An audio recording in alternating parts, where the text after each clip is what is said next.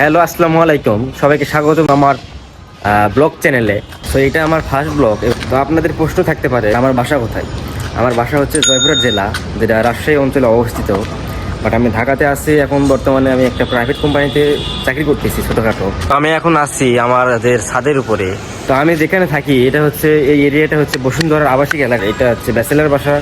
এখানে একটা রুম ভাড়া হচ্ছে 7,000 টাকা। পুরুষ মানুষের জীবন হয়তো বা এরকমই হয় যে একবার পড়াশোনার জন্য অথবা চাকরির জন্য যদি বাড়ি ছাড়া হয় তাহলে আর সেইভাবে বাড়ি ফেরা হয় না।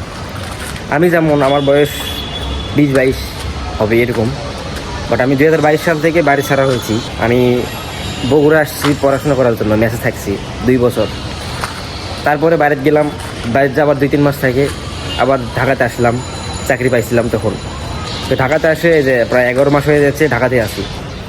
আর এটা হচ্ছে 7 তলা। এখানে এখন তেমন কেউ থাকে না, রুমগুলো পড়ে আছে। তো এইটা হচ্ছে আমাদের রান্না করার জায়গা।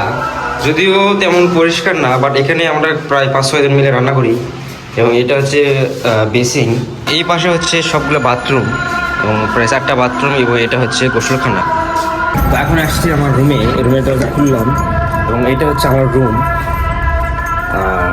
এটা হচ্ছে আমার বেড, এখানে আমি থাকি। এবং এই পাশে থাকে হচ্ছে একটা বড় ভাই, যে উপরে গেল।